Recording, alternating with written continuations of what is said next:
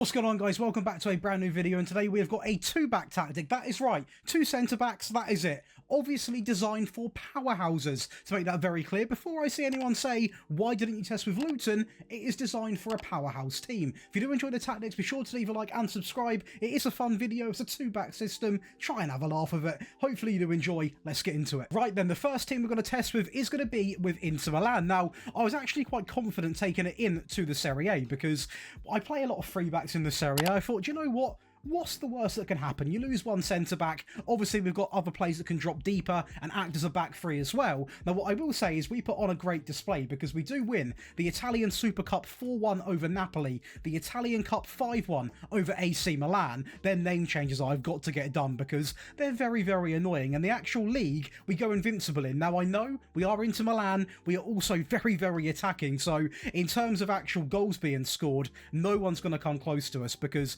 we have got so many players going forward. And you know what? Despite not winning the Champions League, just, you know, we got to a final, it's not too bad. That is one incredible season, and it goes to show that this game still has a little bit of a way to come in terms of full realism, because in real life, not many teams play a two-back, if any at all. So it would be nice next year that this really shouldn't work at all, but for this year, we can have some fun. Now, yeah, I mean, I will say, in terms of the actual league stats, it's going to be what I was expected in terms of the goals, over 1,000 shots. Now, you'll see why when you see the tactic, because we've got so many players up that pitch. Defensively, also quite solid, to be fair. Possession-wise, pretty decent as well. I will say, despite having quite a stacked team upwards, as you can imagine, we're not all about possession because I essentially wanted to go down the path of just outscoring everyone. I was expecting to concede goals, which we obviously did do, but when you're scoring 175, you're going to have no issues at all. Now, I mean, in terms of the actual data hub, it's going to be crazy. 4.61 goals a game, over 27 shots a match, a good pass completion, and only conceding 0.42 a game. So despite only having two centre-backs, yeah, we've done pretty well in Italy. Now, we've got to watch this final because it is against AC Milan, obviously a bitter rivalry over in Italy, and we get off to a great start. And to be honest, despite they get one goal, but apart from that one goal they offered, it literally was a one-way street. We were going endless, goals, and they were all coming, it seems to be appearing from the right-hand side originally. Another one again, winning it back very high up with Zielinski, and a great goal there to put it into the top left. And, you know, the press wasn't exactly triggered only to happen down the right-hand side, but it seemed like the strongest team of AC Milan, the strongest side in that Theo Hernandez, Rafael Leao, was the cost of why they lost this game. So that is quite interesting right there, to be honest. As, you know, it is literally just endless mistakes from them. They're trying to play out from the back. They're trying, and they're failing every single time. Lautaro Martinez is never going to miss that. They are eventually going to get a goal, which, to be honest with you, means absolutely nothing because we still had a 4-goal cushion. I'll show it, but it's not needed. We're then going to go over and test with Paris Saint-Germain, and it is a bit of a mixture of results because we do win the Trophée des Champions on penalties over Monaco, so a very close game. The French Cup was actually a real disappointment, and the Champions League, we didn't push as much to the final as we are going to get knocked out by Real Madrid. But I mean, in terms of the league, 33 wins and just one draw. Invincible, nearly 100% win rate. Yeah. We can do it in the league. Now, in terms of the stats, it is going to be all us. I mean, we did concede more in this league than we did with Italy, which it did in Italy, sorry, which is a little bit of a surprise, but still had the most clean sheets, a great amount of possession, which goes to show how different tactics operate in different leagues. With Italy, not much of the ball compared to this. In the French league, easier to dominate the ball, therefore we'd actually do quite well. Still averaging over 900 shots, basically 950. The fewest shots against and the most goals. I mean, every stat line I'd want, I've pretty much got, to be honest. Maybe the pass completion, I'd be rank 1 in, but let's see how we done in pass completion. 87%, it's pretty decent, a good amount of goals. Conceded, you can see literally bang on there. We are scoring 4 more compared to what we are going to be conceding. The shots per game are there.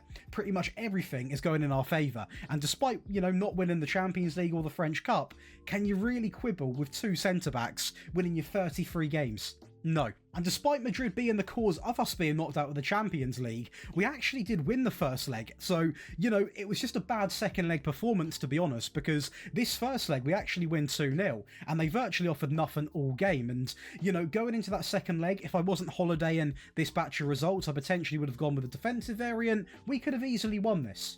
Then going to go and test with Bayern, where we did actually, you know, we done the perfect sweep. We are going to lift the Pockle. We win that 4-0 over Hertha. The Champions League, we beat ourselves, so we're not going to watch the highlights because it's a little bit unfair that way. And the league, well, we absolutely dominate the league. And I mean, in terms of players, we absolutely took over in terms of the stats. Now, 168 goals, the most shots, the fewest shots against, the most possession, the most dribbles, the fewest conceded, the most clean sheets, basically every stat line going in our favour. Again, apart from the pass completion, where I imagine we're going to have about 86%. Let's go and have a little look. We are going to have 87.12, so still in the 87s.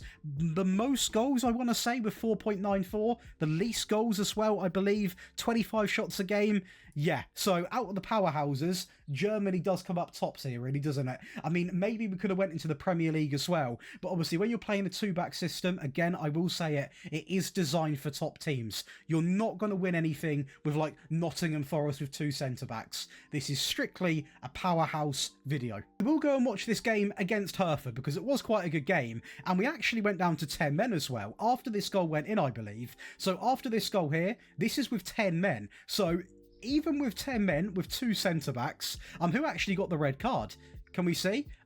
Again, losing a midfielder as well, we still dominate the game. Now, despite whoever you're playing, you've got two centre-backs, you're down to 10 men. You can see the lack of people here. It goes to show you can play any way in this game, really, and you can get results with the right team, with the right players, as Harry Kane links up the play very well there. And I tell you what, this game, after the red card, could have gone to anyone, and this is a very unique highlight, because have you ever seen such a counter-attack in there? Sane just running the entire pitch, goes alone, and that might be one of the best counter-attacking goals I've seen. Right then, so over to your favourite part of the video, that is going to be the tactic breakdown. If you are enjoying, be sure to leave a like and subscribe, and once again, if you do enjoy rebuilds, come on over to the second channel, Daily Josh, where you are going to see rebuilds once every 2 days. We've got tons of rebuilds, some of the best rebuilds you'll see on the platform. Genuinely, we have taken teams like Bath City all the way to the top. We've cleared Schalke's debt. We've done so many things in football. Make sure you come on over and get involved. But to make this tactic, all you want to do is simply load in a create your own style, and because it is so unique, honestly, just click the 5-3-2. We'll drag the positions correct in a second. The next step you want to do is actually go ahead and load in the team so it looks like this. So drag the players roughly into the positions, and then we'll talk through the player roles. And while you're there, change from balanced all the way up to attacking. Now let's go over and talk about the player roles then. So firstly, we are going to understand how this tactic actually works. So we're going to go over with the sweeper keeper, because that pretty much explains itself. Now, whenever you see someone advertise a two-back tactic, they always use halfbacks because they drop back. And I thought, do you know what? Let's just try it without. We're still going to have wing-backs, we're going to have defensive players, but let's not try and use a half-back. And do you know what?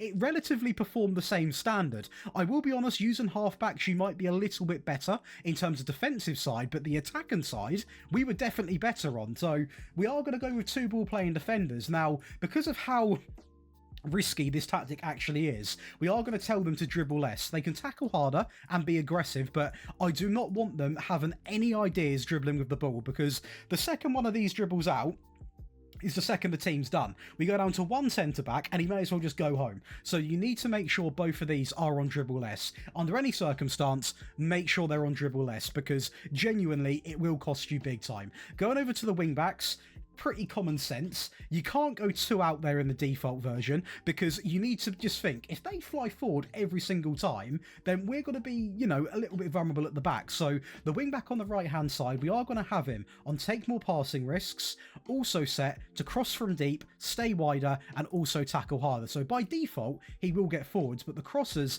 are going to be put in from deep. And the reason behind that is because he hasn't got to go forward as much to deliver a good ball. So make sure you have those exactly the same. It was that good, we actually done it twice. So take more risks, we're also going to have cross from deep, also stay wide, and also tackle harder. The tackle harder is the aggression I want to see in the players. We're then going to go with two DMs. Both of them are going to be on support. And I tell you what, with these, again, they are quite restricted, because we don't really want them, for example, getting forward or dribbling more, shooting more, because we can't really afford to do it. So we are going to have them also on take more risks, hold position, and also tackle harder. This is why I was surprised by some of the stat lines, because we are taking a lot of passing risks this whole 4 block here are taking more risks to feed the front 4. So it is essential you are having these exact same roles as well. I do want to quickly say at this part of the video, if you are enjoying, be sure to leave a like. And if you are interested in getting all 3 of these tactics, getting them on mobile, on console, and unlocking all of my rebuild files, one-on-one tactical help, ad-free viewing, and all of these perks as well, you can come over and join the Patreon and be part of a team of 5,000 people. There's a piece of exclusive content every single day, 1 day tactic, 1 day rebuild, some days 2 tactics, and it works out about 16 pence a day over the monthly cost. So if you are interested, you can come on over and get involved in the link below. But going up to the real, where the magic happens in this team, we are going to go and look through the middle in an AM that is going to be on attack, and he's going to be set to take more risks, dribble more, move into the channels, and also tackle harder.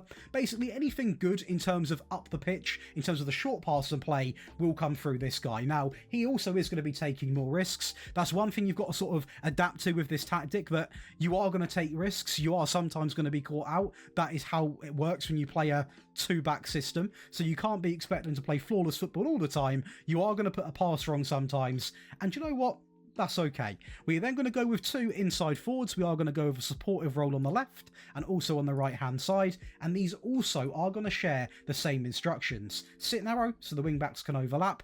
Tackle harder, we are also going to tell them to mark the certain positions. So if I'm right, this was the right hand side, so it will be the D in brackets L that he's got to be marking, and then on the left hand side, of course, it will be the D in brackets R on the same instruction, sit narrow and also tackle harder. And that's going to complete this batch here. And as for the advanced forward, he does remain as an advanced forward, simply on tackle harder. And that's going to be your player roles done. So a mixture of player roles, all designed to get the most out of this system and actually make it a playable system. Now, in the team instructions, again, clean slate on the attacking. We are going to go all the way down to narrow, really compress this team, pass into space, focus down the left and the right hand side, really get the wide players involved. The tempo is going to be maxed out with the passing down by 1.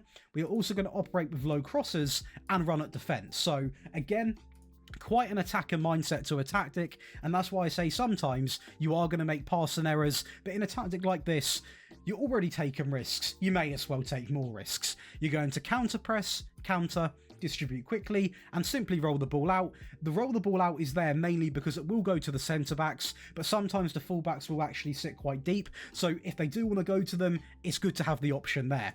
Out of possession, we are going to go all the way up with the high press and the much higher line, get stuck in, invite crosses, prevent short goalkeeper distribution, and lastly, max out to much more often. And that's going to give you what is going to be called the default version. Now, the attacking version, this should never be used going into a game. This should only be used to when you're maybe a goal down, when you're drawing, you want to go for a win, you can switch to this, and this is what you want to be doing. So the goalkeeper does remain the same, the ball players remain the same. Never, never, ever take dribble less off these 2. I've tried it, it's ugly. Make sure you don't do it. The wing backs both go on to attack, on take more risks, run wide, stay wide, and also tackle harder. The DM on the left, take more risks, hold position, and tackle harder. The DLP on support, on tackle harder as well. He's quite crucial in the team because he'll look for the forward runners and obviously ping more direct balls. The inside forward on the right and the left remain the same. The AM does, and also does the advanced forward. Now, in terms of the team instructions, okay, we are still going to remain on attacking. The whip remains the same. We're still going to pass into the space. We're still going to have low crosses, focusing down the right and the left hand side, the passing down by 1, the tempo maxed out, but this time we're doing the double. Be more expressive and also run at defence. We are going to go all the way in. In transition, counter press, counter, distribute quickly and roll the ball out. Pretty straightforward, but it's worth mentioning. And lastly, out of possession, it is pretty much going to be the same, so I won't waste your time. Invite crosses, step up more, we're going to have get stuck in, prevent short goalkeeper distribution, and of course also max out the trigger press to much more often. Now, to defend a tactic, defend a game out with, you need something, because sometimes a 2-back isn't the best for defending a game out with. It might surprise you. Now, I could have easily dragged these back and we could add a 5-back, but then it's not a 2-back tactic officially, is it? So we are going to keep this exactly the same in terms of the goalkeeper and the centre backs. When it comes to the wing backs, both of them now on defend, on stay wide and tackle harder. Both of the DMs, simply both now on support, simply both now on tackle harder. The inside forwards remain the same. The AM drops down to support, on tackle harder and move into the channels, and the advanced forward, he also remains unchanged as well. So it's just about reserving the wing backs, keeping them back a little bit, the DM sitting quite deep, and the AM also dropping in a little bit, and the big change is the mentality. We are going to go down to balance now, so a real big change to the system. This doesn't change though, however, we are now going to start playing out from the back. We've got 2 ball players, we've got wing backs now that are also going to be to the left and to the right, 2 DMs sat as well. We can play out from the back quite well. The final third is still going to be set to the low crosses, the tempo in the middle, the passing down by 1 to shorter. We are now going to go over and move, of course, to in transition. We're going to counter press. We're going to leave this bit blank this time because I don't want to hold the shape, because in a system like this, you can get pressed and it becomes a little bit complicated. So if I hold the shape, for example, the wing backs sort of stay in their position, and so do these. I don't really want that. And when we counter, I don't want to commit that many people forward. So we're going to leave it blank and simply roll the ball out, meaning it can also go to the fullbacks, of course, as well. And lastly, we are going to deploy the high press with the higher line, get stuck in, max out the press with prevent short goalkeeper distribution. And that's going to give you boys and girls 3 versions of this 2-back madness tactic. Genuinely, it's a tactic made for fun at the end of the day. The game's delayed. I'm trying to have a little bit of fun. If you've got any other unique shapes you want to see, maybe a 1-back, I don't know, what else can you do? Anything back, do let me know, because we're having fun towards the end of the game cycle. We've got tons of ideas coming up for next year, and yeah, it's going to be a great year. So hopefully you do enjoy the content. Be sure to leave a like and subscribe, and I'll see you in the next one.